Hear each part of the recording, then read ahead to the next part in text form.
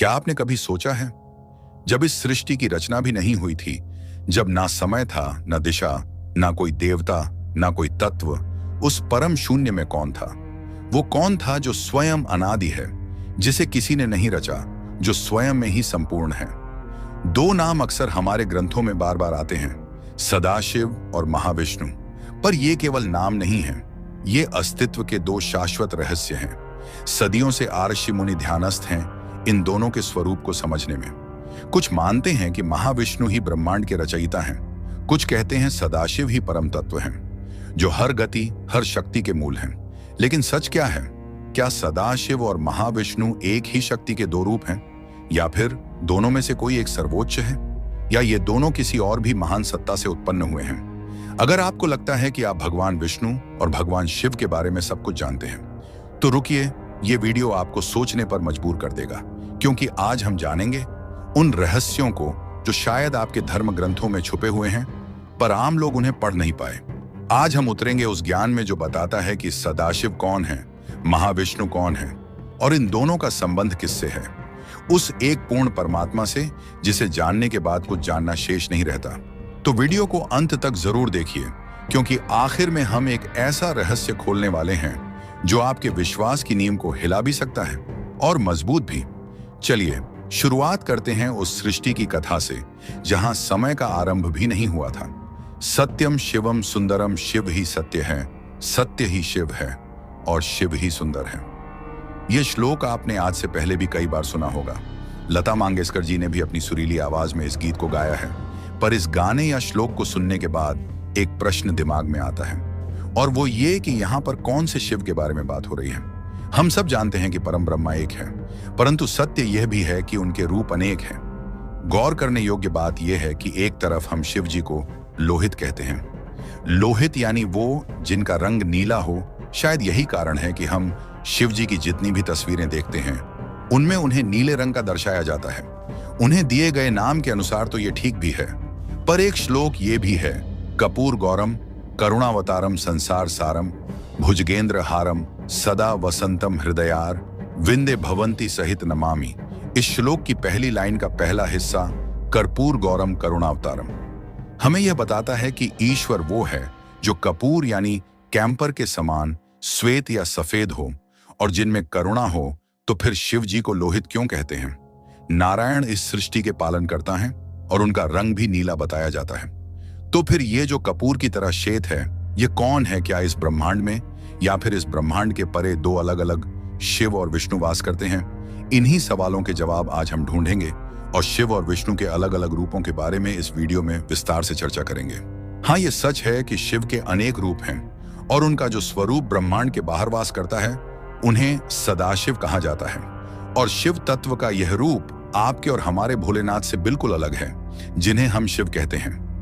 हमारे भोले भंडारी वास्तव में सदाशिव के एक रूप जो ब्रह्मांड पर वास करते हैं। इनका घर, या यूं कहें कि इनका निवास स्थान, कैलाश माना जाता है, और उनकी पत्नी माता पार्वती है।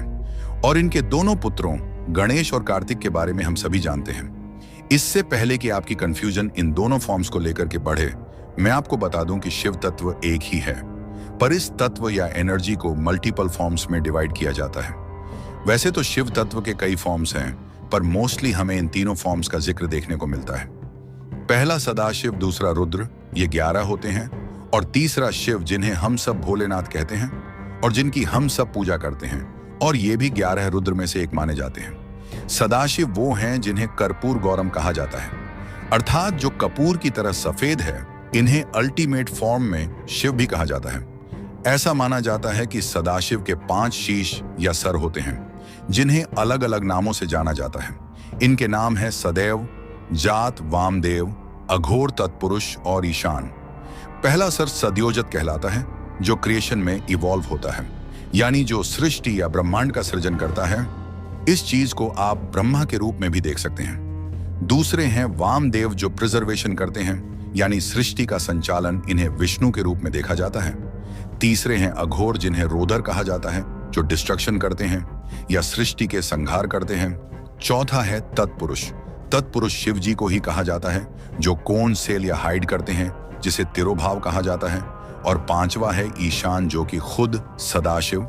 ये 5 रूप 5 अलग अलग एक्टिविटीज में इन्वॉल्व होते हैं, जिन्हें 5 कृत्य कहा जाता है।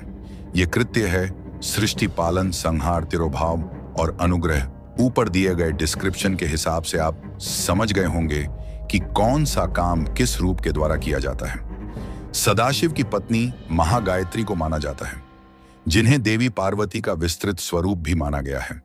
ऐसा माना जाता है कि सदाशिव मैनिफेस्टेशन के जरिए अपने फॉर्म्स क्रिएट करते हैं और वो सब अपने अपने कार्यों का निर्वाह करते हैं। ब्रह्मा, विष्णु, महेश, रुद्र इत्यादि ये सब सदाशिव के मैनिफेस्टेड फॉर्म्स माने जाते हैं। साउथ लाइट में आपको सदाशिव का एक डाइवर्ट फॉर्म या एक विस्तृत रूप देखने को मिलता है, जिन्हें महा सदाशिव कहा जाता है, जिनके 25 सर होते हैं, 50 सर और 75 आंखें होती हैं। ये रूप साउथ रीजन में काफी पॉपुलर है, हालांकि नॉर्थ में काफी कम लोग इस रूप के बारे में जानते हैं। ऐसा माना जाता है कि इस विराट रूप के दर्शन के लिए सभी ब्रह्मांड के सभी देवता आते हैं। उस समय इतनी भीड़ होती है कि आपस में ही एक दूसरे से टकराने लगते हैं। शिव पुराण या अन्य शिव स्रोतों में आपको सदाशिव और उनके अन्य रूपों के बारे में डिटेल इंफॉर्मेशन मिल जाएगी। यदि आप इस विषय में अधिक जानना चाहते हैं तो इन्हें पढ़ सकते हैं। अब आगे बढ़ते हैं और बात करते हैं श्री हरि विष्णु की और जानते हैं कि इनके क्या क्या रूप और स्वरूप है। विष्णु को भी आमतौर पर 3 रूप में डिवाइड किया जाता है। पहला महाविष्णु, दूसरा गर्भ, बोधकशाय विष्णु और तीसरा शिरोधार्य परों। इन रूपों की अपनी अलग अलग इंपॉर्टेंस और उनके काम भी अलग अलग हैं। पहले हैं महाविष्णु, जिन्हें कारणोदक शाई विष्णु भी कहते हैं। विष्णु जी का ये फॉर्म सदाशिव की तरह होता है। इसे अल्टीमेट फॉर्म ऑफ विष्णु भी कहा जाता है।